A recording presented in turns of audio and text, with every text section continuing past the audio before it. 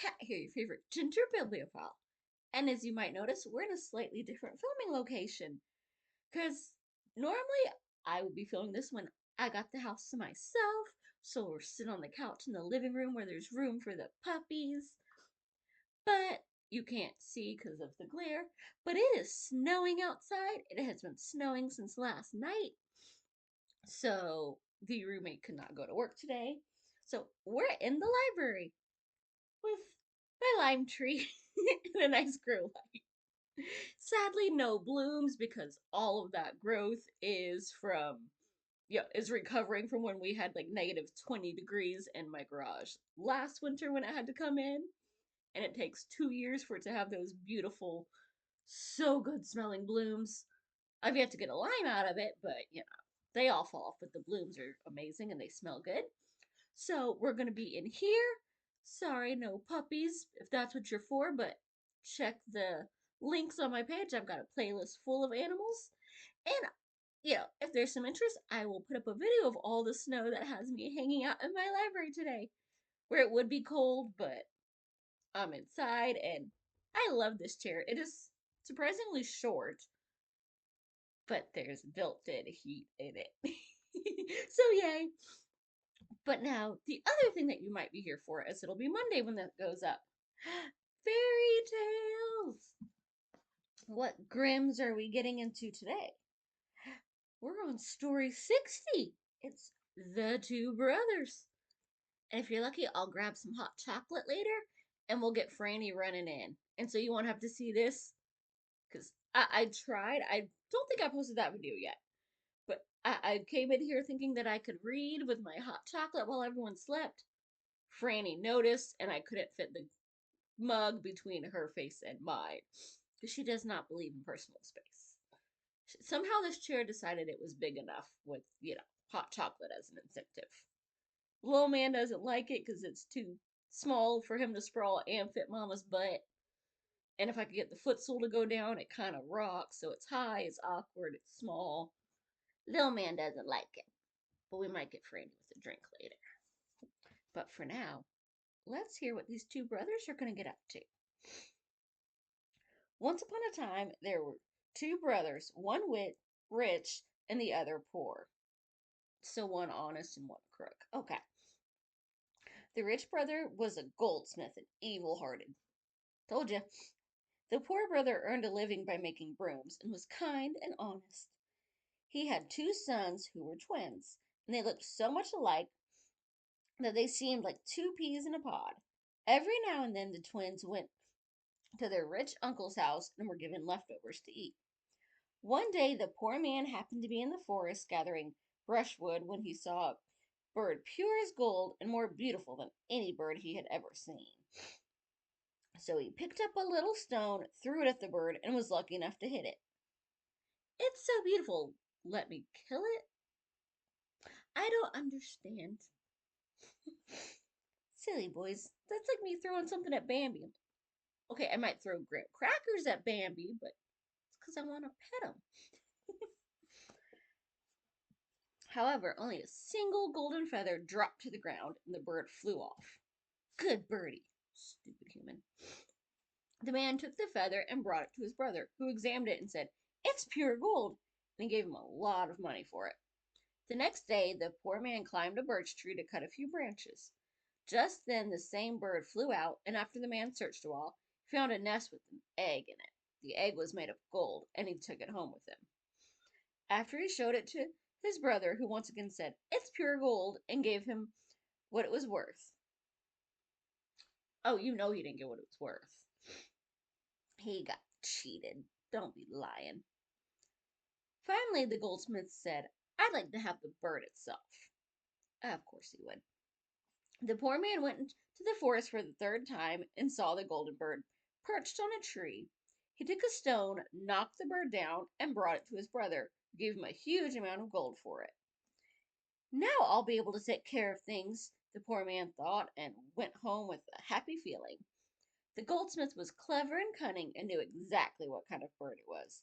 He called his wife and said, "Roast this golden bird for me and make sure that none of it gets lost. I want to eat it all by myself."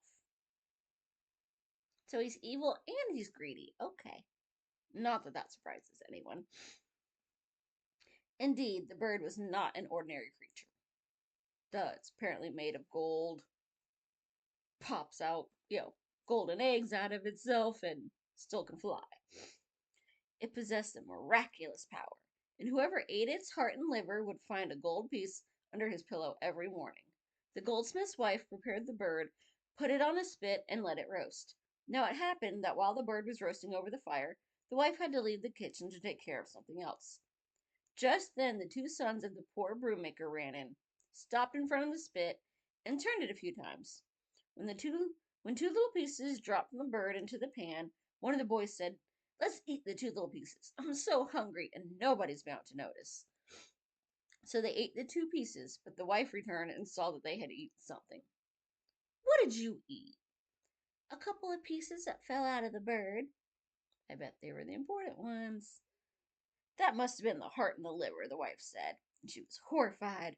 She quickly slaughtered a cock, took out its heart and liver, and put them in the golden bird so her husband would not miss them and get angry.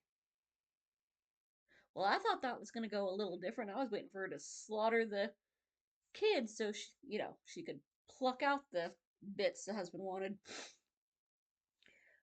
When the golden bird was done, she carried it to the goldsmith, who consumed it all by himself and left nothing over. However, when he reached under his pillow the next morning, expecting to find a gold piece, there was nothing there out of the ordinary. In the meantime, the two boys did not realize how fortunate they had been. When they got up the next morning, something fell on the floor, making a tingling sound. Upon looking to see what had made the sound, they found two gold pieces, which they brought to their father. He was amazed and said, "How can that have happened?" When they found another two the following morning, and continued to find two every morning thereafter, the father went to his brother and told him the strange story. "Idiot, now he's going to kill y'all for the money. You don't tell crooked people when you're having a good life." The goldsmith knew immediately how everything had happened and that the children had eaten the heart and liver of the golden bird. Since he was envious and hard-hearted, he sought revenge and said to the father, "Your children are in league with the devil. Don't take the gold and don't let them stay in your house any longer. The devil's got them in his power, and he can also bring about your ruin." The father was afraid of the devil, and even though it was painful for him, he led the twins out into the forest and with a sad heart left them there. The two boys wandered around the forest and searched for the way back home, but they repeatedly lost their way and could not find it. Finally, they encountered a huntsman who asked, "Where do you come from?"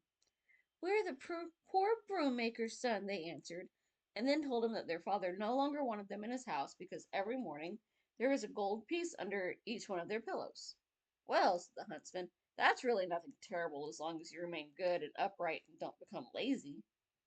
So, don't become like their uncle." The kind man took a liking to the boys and said he did not have any sons himself, and since he didn't have any sons himself, he took them home with him and said, "I shall be your father and bring you up."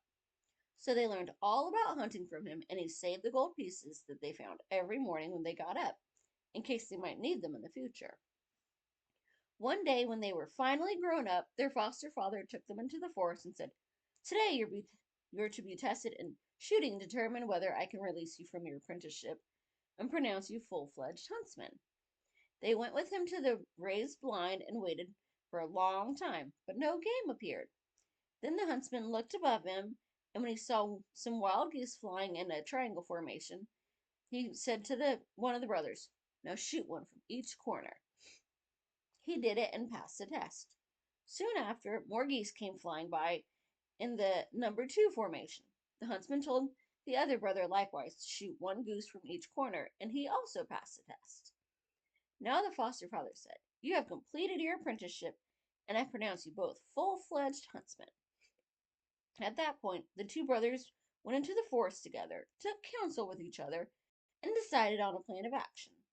When they sat down in the evening to eat, they said to their foster father, "We're not going to touch the food or take a single bite until you grant us one request." "What is your request?" he asked. "Since we're now full-fledged huntsmen, we must prove ourselves. So we want your permission to leave and travel about the world." "You speak like real huntsmen," said the old man joyfully. "Your desire is my very own wish. Set out on your journey. Everything will go well for you. In a merry mood, they then ate and drank together. When the appointed day for their departure arrived, the foster father gave each of them a good gun and a dog, and had each of them take as many of the saved up gold pieces as he desired. You got money and a doggy. That's a good life. Then the old man accompanied them part of the way, and when they were about to take their leave, he gave them a shiny knife and said, if ever you should separate, stick this knife into a tree at the crossroad. Then if one of you comes back, he can see how his absent brother is doing, for the side of the blade facing the direction he took will rust if he's dying, but will stay bright as long as he's alive.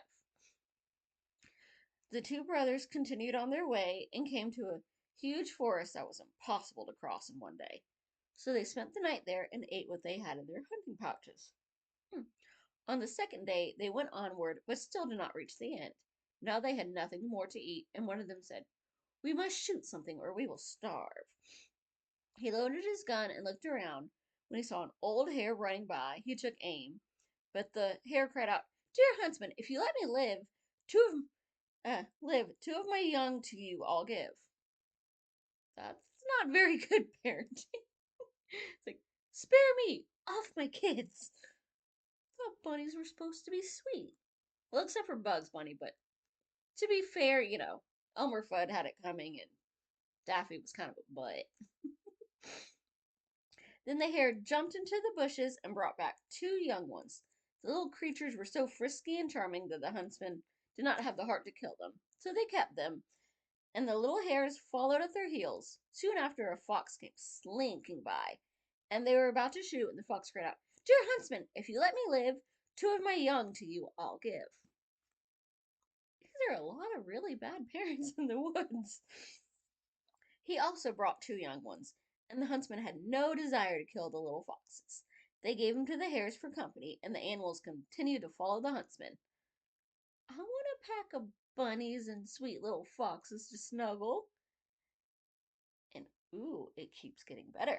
Soon a wolf came out of the thicket, and just as the huntsman took aim, he cried, "Dear huntsman, if you let me live, two of my young ones to you I'll give." The huntsman added the two wolves to the other animals, and they all followed the two young men. Then a bear came, and he had no desire to have his days of wandering ended, so he cried out, "Dear huntsman, if you let me live, two of my young to you I'll give." So that's what I'm doing wrong. I have to threaten the animals I want to snuggle, and then they'll give me their babies to raise up and think I'm their mama so I can snuggle them without getting eaten. I'm going about this all wrong. I just keep trying to feed them.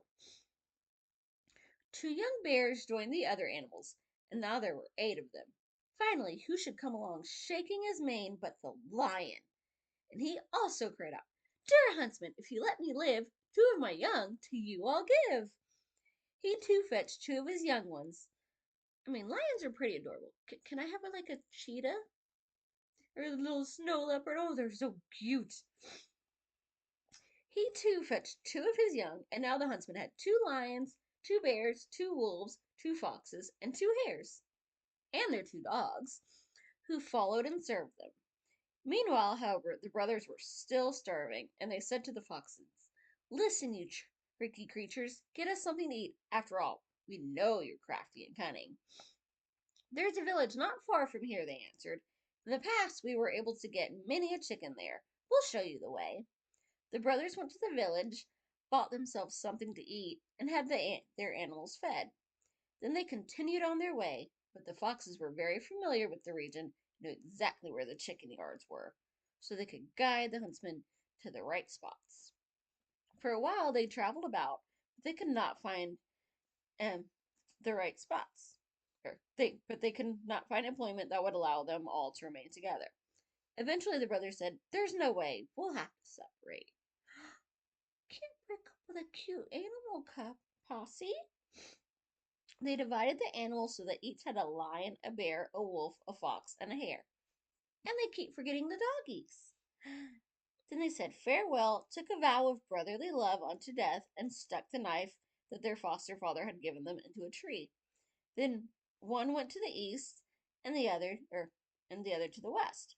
Soon the brother arrived with his animals in a city that was completely draped in black crape. He went into an inn and asked the innkeeper whether he could put up his animals there. The innkeeper gave him a stable that had a hole in the wall. The hare crawled through it and fetched himself a head of cabbage. The fox fetched a hen, and after he had eaten the hen, he went back and got a cock as well. Don't say it, I know what your little dirty minds are thinking. Mm-hmm. We all did. However, the wolf, the bear, and the lion were too big to slip through the hole, so the innkeeper took them to a meadow where a cow was grazing. How is the innkeeper just like, oh, this is chill, we're just gonna put them in the stable where there's probably horses? I mean, I'd want to pet them all, but I don't think I'd just be like, yeah, y'all can all chill together here. That's a bold innkeeper. There they could eat their fill. After the huntsman had taken care of his animals, he asked the innkeeper why the city was draped in black crape. Because our king's only daughter shall perish tomorrow, said the innkeeper. Is she that sick? Asked the huntsman. No, the innkeeper replied. She's hale and hearty, but she must die nonetheless. But why? Asked the huntsman. Outside the city there is a dragon living on a high mountain, said the innkeeper. Every year he demands that he be given a pure virgin, or he'll lay waste to the entire country. Now all the maidens have been given to him, and there's no one left but the king's daughter. Despite that, the dragon shows no mercy. She must be delivered to him, and that's to be done tomorrow. And they're all gonna die soon anyway once there's no more chicks. Kind of rude there. See, this is why we all have to be trampy, because the virgins get sacrificed and everything. It just doesn't pay to be innocent. Why doesn't someone slay the dragon? Asked Huntsman. Because it's a dragon? Ah, responded the innkeeper. Many, many knights have tried, but they've all forfeited their lives. The king's promised to give his daughter's hand in marriage to the man who slays the dragon, and this man would also inherit the kingdom after the king's death. The huntsman said nothing more, but the next morning he took his animals and climbed the dragon's mountain with them. At the top was a small church, and there were 3 full goblets on the altar with a piece of paper next to them. It said, whoever drinks these goblets shall become the strongest man on earth and shall be able to wield the sword that lies buried at the threshold of the door. Oh, need a little sip. It's a longer story than I expected. The huntsman did not drink the goblets, but went outside and searched for the sword in the ground, which he was not able to move. Then he went back inside, drank the goblets, and was now strong enough to pull out the sword and wield it with ease.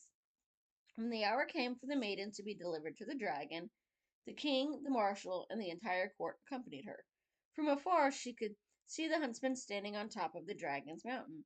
She thought it was the dragon standing there and waiting for her, and she did not want to go. Hey, a princess with some brains. Let's not get eaten. But finally she had to begin the painful journey. The whole kingdom would have been lost otherwise. The king and his court returned home in full mourning, but the king's marshal was assigned to stay there and watch everything from the distance.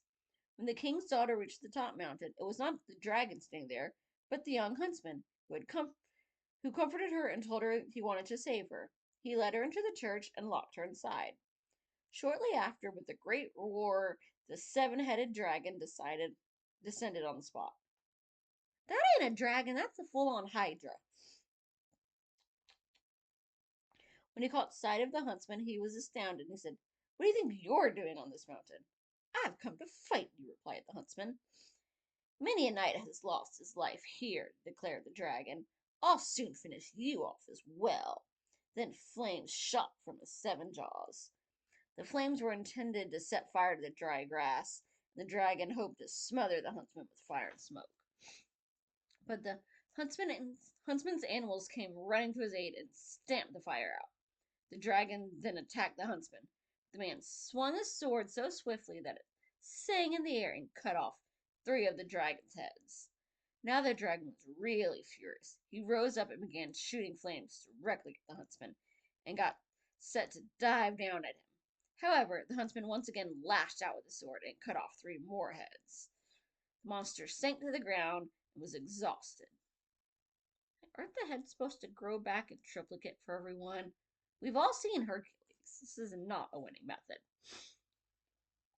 Nevertheless, he tried to charge the huntsman again, but the young man used his last bit of strength to cut off the dragon's tail. Then, since the huntsman could not continue fighting, he called his animals who tore the dragon to pieces. So, wait, so he lost 6 heads and a tail, and that's what the he charged at you. The head was coming at you. You could have taken off the last head. Instead of torturing the poor thing. I mean, it is a cool dragon. It's gonna kill the whole village, but still, you tortured the Hydra. You could have given him a nice death. When the battle was over, the huntsman opened the church and found the princess lying on the ground. She had fainted from fear and fright during the combat. So he carried her outside, where she regained consciousness and opened her eyes. When he showed her the dragon's devastated body, he told her she was now free. The princess was overjoyed and said, "Now you shall be my very dear husband, for my father promised my hand in marriage to the man who can slay the dragon." Hydra. The princess then took off her coral necklace and divided it among the animals as little collars to reward them, and the lion received the golden clasp to the necklace. However, her handkerchief with her name embroidered on it went to the human, who proceeded to cut out the tongues of the 7 dragons' heads, wrap them in the handkerchief, and put them away carefully. Okay, that's a little morbid and gross. When that was done, he felt so tired and exhausted from the fire and battle that he said to the maiden, "We're both so tired and exhausted, perhaps it would be best if we slept a while." Mm-hmm. The princess agreed, and they lay down on the ground. Then the huntsman said to the lion, "I want you to keep watch so that no one surprises us in our sleep." When the huntsman and the princess fell asleep, the lion lay down beside them to keep watch, but he too was tired from the battle. So he called the bear and said, "Lie down beside me. I've got to sleep a little. If anything happens, wake me up." I sense this is not going to go well. The bear lay down next to the lion, but he too was tired. So he called the wolf and said, "Lie down beside me. I've got to sleep a little. If anything happens, wake me up." The wolf lay down next to the bear, but he too was tired. So he called the fox and said, "Lie down next to me. I've got to sleep a while. Wake me up if anything happens." The fox lay down to the wolf, but he too was tired. So he called the hare and said, "Lie down beside me. I've got to sleep a while. If anything happens, wake me up." The hare lay down next to the wolf, but he too was tired. However, there was no one left whom he could call to help him. Why do they keep forgetting about the doggies that they went off with? Not that it would work, because of course the doggie's going to fall asleep like the hare. And soon he fell asleep. Once that happened, they were all asleep and sleeping soundly. The princess, the huntsman, the lion, the bear, the wolf, the fox, and the hare. And apparently the dogs that they left with just up and disappeared. Meanwhile, the marshal, who had been assigned the task of watching everything from a distance, did not see the dragon fly off. So when everything was calm on the mountain, he summoned his courage and climbed the mountain, where he found the dragon lying on the ground and torn to pieces. Not far from there were the king's daughter and the huntsman with his animals. They were all sound asleep, and since the marshal was a wicked and godless man, he took his sword and cut off the huntsman's head. Next, he lifted the maiden in his arms and carried her down the mountain. When she awoke, she was petrified, but the marshal said, "I've got you in my power, so you better say that it was I who slew the dragon." "I can't do that," she replied. "It was the huntsman with his animals. They were the ones who did it." Then the marshal drew out his sword and threatened to kill her if she did not obey him. Thus he forced her to promise that she would do as he commanded. Afterward, he brought her to the king, who was overcome by joy upon seeing his dear daughter alive again, and when he had thought she had already been torn to pieces by the dragon. Hopefully the lion eats this prick. "I've slain the dragon and saved the maiden and the whole kingdom," the marshal said. "Therefore, I claim your daughter for my wife as you promised." "Is what he says true?" the king asked the maiden. "Oh, yes," she answered. "It must probably be true, but I insist that the wedding be held in a year and a day, and not before." Indeed, she hoped to hear from her dear huntsman by then. He was beheaded. Did she not see that when she got, picked up and presumably it woke her up? Okay. Meanwhile, the animals were still lying asleep beside their dead master on the dragon's mountain. Then a bumblebee came and landed on the hare's nose, but the hare brushed it aside with his paw. The bumblebee came a second time, but the hare brushed it aside and continued to sleep. Finally, it came a third time and stung him on the nose so that he woke up. That's not nice. Though, I mean, the bunny does kind of need to wake up. As soon as the hare was awake, he woke the fox woke the wolf, who woke the bear, and the bear woke the lion. When the lion saw that the maiden was gone and the master was dead, he began roaring dreadfully loud and cried out, "Who did that? Bear, why didn't you wake me?" The bear asked the wolf, "Why didn't you wake me?" The wolf asked the fox, "Why didn't you wake me?" The fox asked the hare, "Why didn't you wake me?" The poor hare was the only one who did not know what to answer, and the guilt fell on his shoulders. They wanted to pounce on him, but he pleaded with them and said, "Don't kill me. I'll bring our master back to life."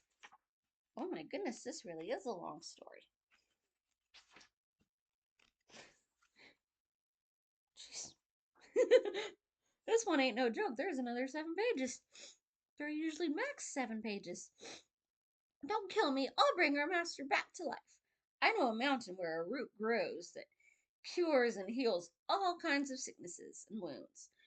You only have to stick the root in the sick person's mouth, but it takes 200 hours to get to the mountain. Well, you've got to dash there and back and fetch the root within 24 hours, declared the lion. The hare raced away, and within 24 hours, he was back with the root. It takes 200 hours each way, and he did the whole thing in under 24. That is a magic bunny in so many ways. Again, don't say it, you dirty people. The lion put the huntsman's head back in position, and the hare stuck the root in his mouth. All at once, everything functioned together again. His heart beat, and his life returned to him.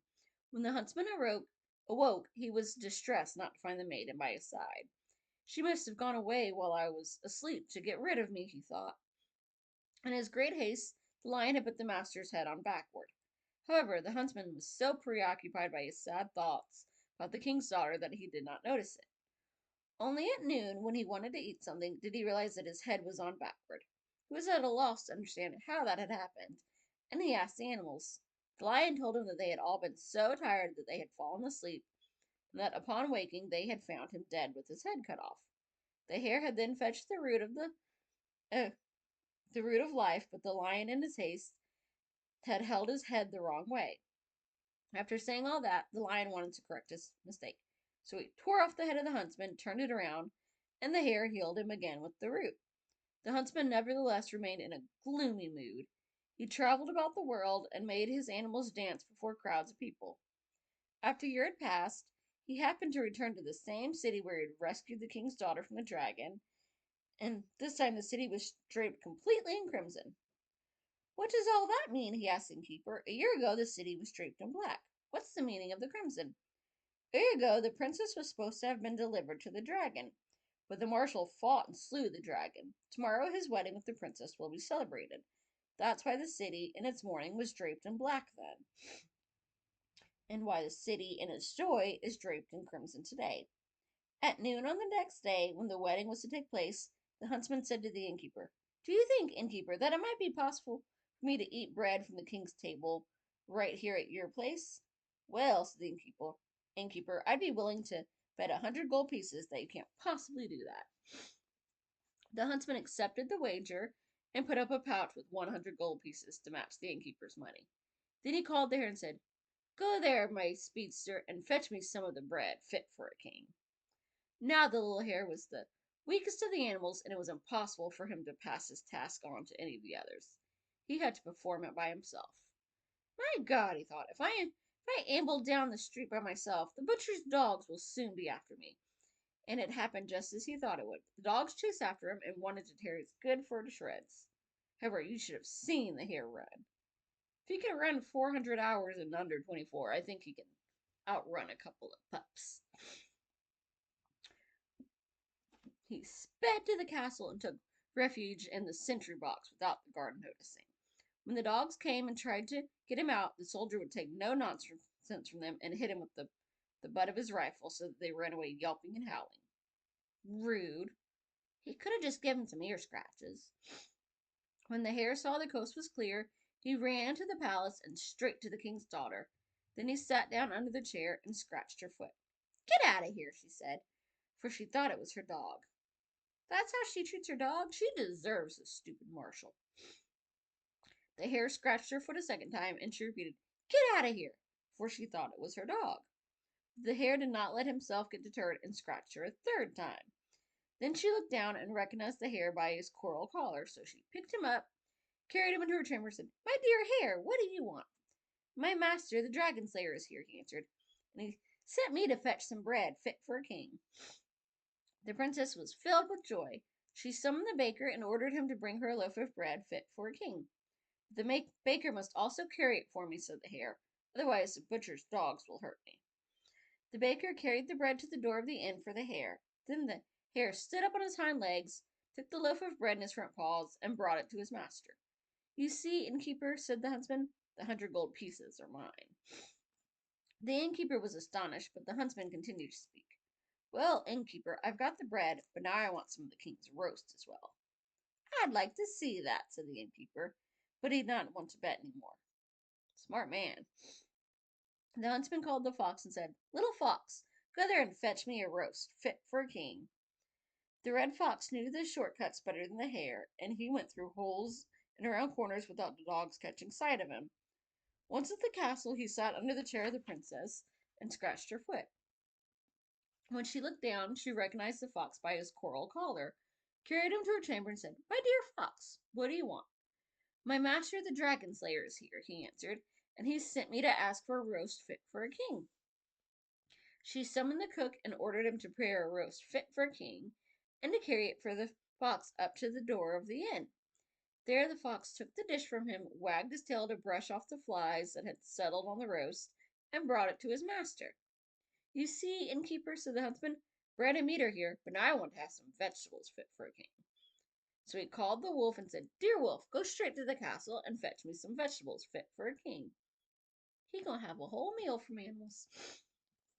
Let's just see. So the wolf went straight to the castle, for he was afraid of no one. When he reached the princess, he tugged at her dress from behind so that she would turn around.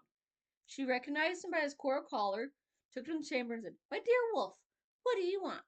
My master, the dragon slayer, is here, and he sent me to ask for some vegetables fit for a king.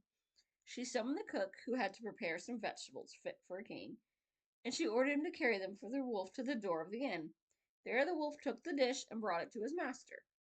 You see, innkeeper, now I've got bread, meat, and vegetables, but I also want some sweets fit for a king.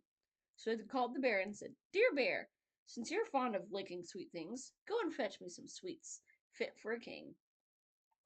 So the bear trotted off to the castle, and everyone cleared out of his way. Well, yeah. When he reached the sentry box, the guards barred his way with their guns and did not want to let him enter the royal castle. But he stood up on his hind legs and slapped the guards left and right, forcing them to fall apart. When he went straight to the king's daughter, stood behind her and growled softly. She looked behind her, recognized the bear, and told him to go to her chambers. My dear bear, what do you want? My master, the dragon slayer, is here, and he wants them to ask for some sweets fit for a king. She summoned the confectioner and ordered him to make sweets fit for a king, and to carry them to the door for the bear. There the bear licked the sugar plums that had rolled off, stood on his hind legs, and brought them to his master. Here, have my spit-covered dessert. Silly Yogi. Yes, I'm that old, I know, Yogi. You see, innkeeper, said the huntsman, now I've got bread, meat, vegetables, and sweets, but I also want to drink wine fit for a king. Dear lion, since you like to indulge yourself and get tipsy, go and fetch me some wine fit for a king. When the lion strode down the street, the people fled from him. And when he came to the guards, they wanted to bar his way, but he only had to let out a roar. They all dashed away. The lion then went to the royal chamber and knocked on the door with his tail. So, like little man and his whip, shake the booty and knock everything. The king's daughter came and would have been petrified had she not recognized him by the golden clasp of her necklace. She invited him inside and said, My dear lion, what do you want? My master, the dragon slayer, is here, and I'm to ask for some wine fit for a king. She summoned the cupbearer and ordered him to give the lion some wine fit for a king. I want to go with him to make sure that I get the right kind, said the lion. He wants to see it. He went downstairs with the cupbearer, and when they were below, the cupbearer was about to draw some ordinary wine that the king's servants usually drank when the lion said, Stop! I want to taste the wine first. He drew a half measure for himself and drank it down. No, that's not the right kind. The cupbearer glared at him and was cross. Then he went on and was about to offer him wine from another barrel reserved for the king's marshal. Stop, said the lion. I want to taste the wine first. He drew half a measure for himself and drank it down. It's better than the first, but still not the right kind. Now the cupbearer got angry and said, How can a stupid beast understand anything about wine? The lion gave him such a blow on the ears that he fell hard to the ground.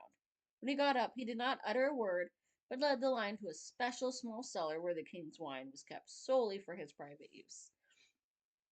The lion drew a half measure for himself, tasted the wine, and said, That's the right kind. And he ordered the cupbearer to fill 6 bottles with the wine. Then they climbed back upstairs, and when the lion left the cellar and stepped outside, he began to stagger back and forth. He was a bit drunk. The cupbearer had to carry the wine up to the door for him. Big old lion, and he's drunk off 1.5 cups. He's a lightweight. There the lion took the basket in his mouth and carried it to his master. You see, innkeeper, I've got bread, meat, vegetables, sweets, and wine fit for king. Now I want to dine with my animals. He sat down at the table, ate and drank, and shared his meal with the hare, the fox, the wolf, the bear, and the lion. But not the poor doggies. The huntsman was in good spirits, for he realized that the king's daughter was fond of him. Except for she doesn't, well, I don't know how she doesn't figure it out that he's, alive when all the animals went, Hey, the one that actually killed the dragon's here. Maybe here's a sign you can ditch the stupid marshal and, get the other guy. The not sleazy one. Innkeeper, now that I've eaten and drunk just like a king, I'm going to the palace where I shall marry his daughter. How are you going to do that? Asked the innkeeper. She already has a bridegroom, and the wedding's to be celebrated today. It hasn't already? I mean, this has been quite a long trek to get some food. The huntsman took out the handkerchief that the king's daughter had given him on the dragon's mountain, and it still contained the 7 tongues of the monster. They should be like rotten and decayed at this point. Ugh. All I need is what I'm holding here in my hand. The innkeeper looked at the handkerchief and said, Even if I believe everything else, I can't believe this, and I'm willing to stake my house and everything I own on it. Then the huntsman took out a pouch with 1,000 gold pieces in it, put the pouch on the table, and said, I'll match your house and property with this. Meanwhile, the king and his daughter were sitting at the royal table, and the king asked her, What did all those wild animals want who came to you and kept running in and out of my castle? I'm not allowed to say, she answered, but you'd do well to send for the master of those animals. The king sent a servant to the inn and had the stranger invited to the palace. The servant arrived just as the huntsman concluded the bet with the innkeeper. You see, innkeeper, the king sent a servant to invite me to the palace, but I refused to go the way I am. Then he turned to the servant and said, Please be so kind as to tell the king to send me royal garments, a coach with 6 horses, and servants to attend me. When the king heard the answer, he said to his daughter, What should I do? You'd do well to honor his request and send for him, she said. So the king sent royal garments, a coach with 6 horses, and servants to attend him. When the huntsman saw them coming, he said, You see, innkeeper, my request has been honored. And he dressed himself in royal garments, took the handkerchief with the 7 tongues, the dragon, and drove to the palace. When the king saw him coming, he said to his daughter, How shall I receive him? You'd do well to go and meet him, she answered. The king went to meet him and led him up to the palace, while the animals followed behind. The king showed the young huntsman to a place next to him and his daughter. The seat on the other side was taken by the marshal, who did not recognize the huntsman. Just then, the 7 heads of the dragon were carried out for display, and the king said, Since the marshal cut off the 7 heads of the dragon, I shall give him my daughter to be his wife today. Then the huntsman stood up, opened the 7 jaws, and said, Where are the 7 tongues of the dragon? Upon hearing that, the marshal, who was so frightened that he turned pale and did not know what to reply, finally said, Dragons have no tongues. Liars should have no tongue, said the huntsman. But the dragon's tongues can prove who the real dragon slayer is. Then he unwrapped the handkerchief to reveal the 7 tongues. When he stuck each tongue back in the mouth where it belonged, each fit perfectly. Next, he took the handkerchief on which the name of the king's daughter had been embroidered, showed it to the maiden, and asked her to point out which man she had given it to. To the man who slew the dragon, she replied. Then he called his animals, took off their coral collars and the golden clasp from the lion, and asked the maidens to tell whom they belonged. The necklace and the golden clasp were mine, but I have divided the necklace among the animals who helped in slaying the dragon. Then the huntsman said, After I was weary from the fight, I lay down to rest, and the marshal came and cut off my head. Then he carried off the king's daughter and pretended it was he who had slain the dragon. To prove that he's been lying, I have brought the tongues, the handkerchief, and the necklace. And then he told how his animals had healed him through a miraculous route, and how he had traveled around for a year and had finally come back to the spot where he learned about the treachery of the marshal, thanks to the innkeeper's story. Is it true that this man slew the dragon? The king asked his daughter. Yes, she replied, it's true. Now I may reveal the marshal's shameful crime, for it has been exposed without my speaking about it. You see, the marshal made me take a vow of silence, and that's why I insisted upon waiting a year and a day before celebrating the wedding. The king summoned 12 counselors and ordered them to pronounce judgment on the marshal, and they sentenced him to be torn apart by 4 oxen. Thus the marshal was executed, and the king gave his daughter to the huntsman and named him viceroy over the entire kingdom. The wedding was celebrated with great rejoicing, and the young king sent for his father and foster father and overwhelmed them with fine gifts. Nor did he forget the innkeeper. He too was sent for, and the young king said, You see, innkeeper, I've married the king's daughter, and your house and property are mine. Yes, he said, by right everything is yours. Oh. But the young king said, No, it is by mercy that I shall act. You shall keep your house and property. Moreover, I want you to retain the 1,000 gold pieces as a gift. Now, the young king and young queen were in good spirits and had a happy life together. He often went out hunting, and since that gave him pleasure and his faithful animals always accompanied him, nearby was a forest, however, that was said to be enchanted. Whoever entered did not return very easily. But the young king had a great desire to go hunting in it, and he kept bothering the old king until he obtained permission to go there.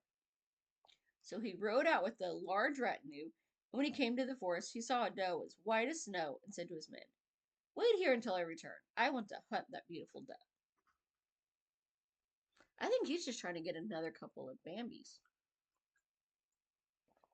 I'd pet some albino Bambis.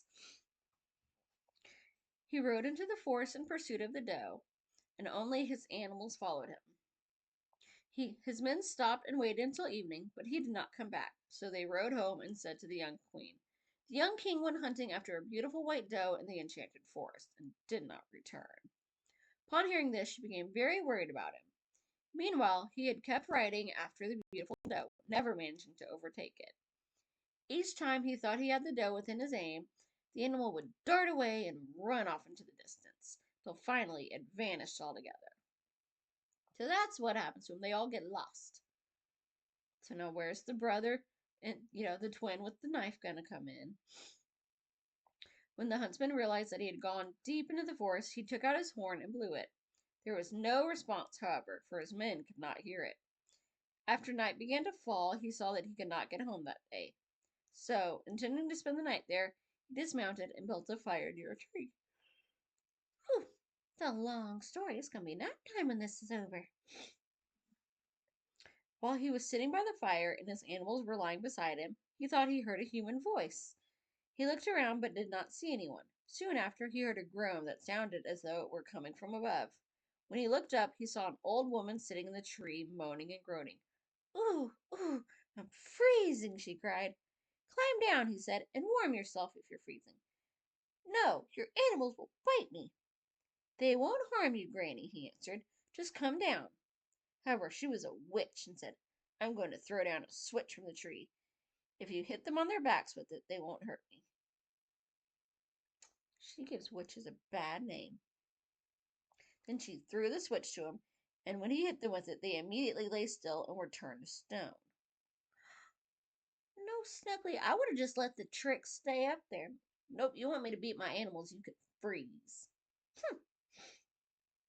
When the witch was safe from the animals, she jumped down, touched him with the switch, and he was turned to stone. Whereupon she laughed and then dragged him and the animals to a pit where there were already many more such stones. When the young king did not come back at all, the young queen's worries and fears increased. Now it happened that just at this time the other brother, who had gone to the east when the twins had separated, came to this kingdom. He had been looking for employment and had found none. Therefore, he had been traveling about and having his animals dance in front of crowds for people. Eventually, it occurred to him to take a look at the knife they had stuck into the tree upon their separation to see how his brother was doing. When he got there, his brother's side of the knife was half rusty and half bright. At once became alarmed and thought, my brother must have met with great misfortune. Perhaps I can still save him, for half of the knife is bright.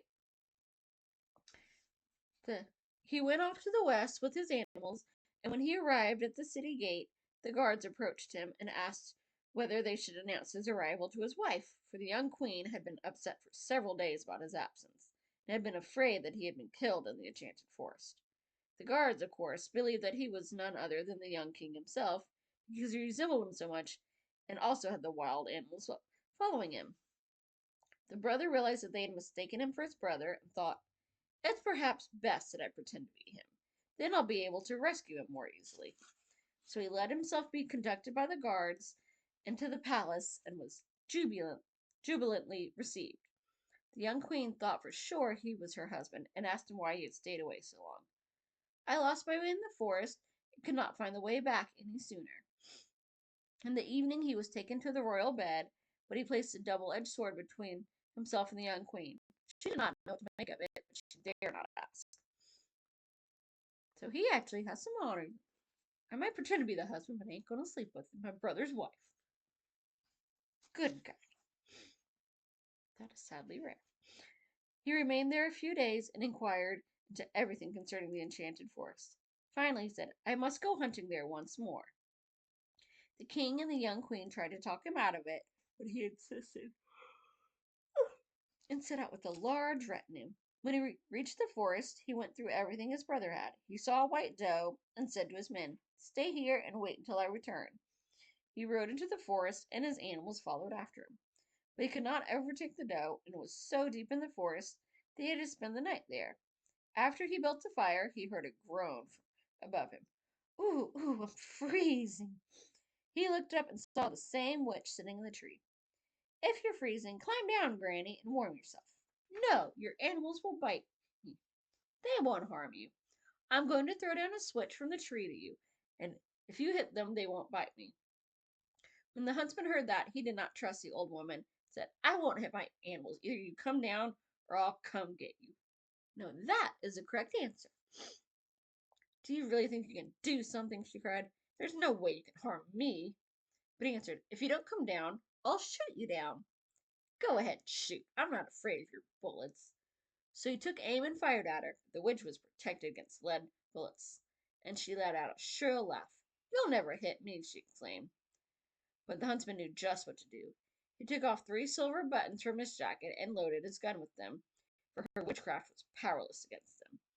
When he now pulled the trigger, she fell from the tree with a scream. Then he put his foot down on her and said, You old witch, if you don't tell me right away where my brother is, I'll pick you up with both my hands and throw you into the fire. Since she was terribly frightened, she begged for mercy and said, He's been turned to stone along with its animals, and they're lying in a pit. He forced her to go with him, and there he threatened her by saying, You old monkey, now you better restore life to my brother and all the other creatures that are lying there, or I'll throw you into the fire. She took a switch and touched the stones, and his brother and the animals came back to life again, and many others as well, such as merchants, artisans, and shepherds, who arose, thanked the huntsman for the release, and went home. Meanwhile, when the twin brothers saw each other again, they kissed each other, and their hearts were full of joy. We're going to pretend it was like a, you know, their French and cheek pet, because that's just gross. Then they grabbed the witch, tied her up, and put her into the fire. After she had been burned, The forest opened up all by itself and became bright and clear, so that one could see the royal castle, which was about a 3-hour walk from there. So they weren't that far, and yet they were completely lost and couldn't get up. They might not be good huntsmen if they can get lost, even with a pack of animals that could probably sniff the way. Now the two brothers headed toward home together along the way told each other about their adventures. When the younger one said that he was the viceroy for the whole kingdom, the other said, I realized that right away. When I came into the city, I was mistaken for you and shown every royal honor. The young queen thought I was her husband, and I had to sleep in your bed. When the other heard that, he became so jealous that he drew his sword and cut off his brother's head. This is why you let people finish the sentence. You slept in the bed, he didn't sleep with your wife. However, when he saw his brother lying there dead and his red blood flowing, he was overcome by remorse. My brother rescued me, and in return I killed him. He uttered cries of grief, and then the hare came and offered to fetch the root of life. The hare dashed off and returned at just the right time. The dead brother was brought back to life and did not even notice his wound. When they continued on their journey, the younger brother said, You look like me, you're dressed in royal garments like me, and your animals are like mine.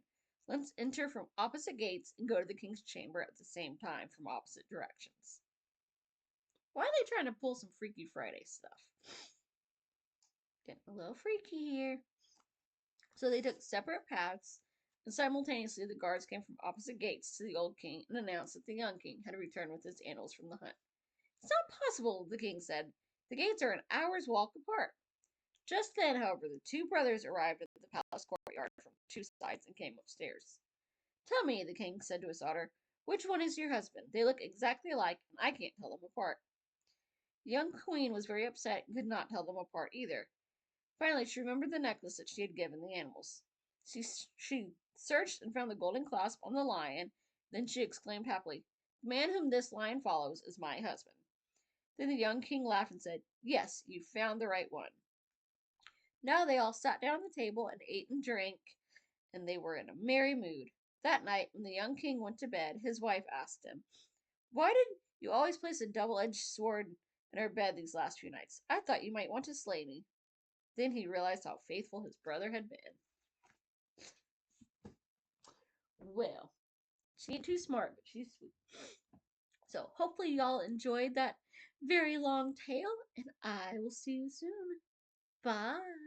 Happy reading.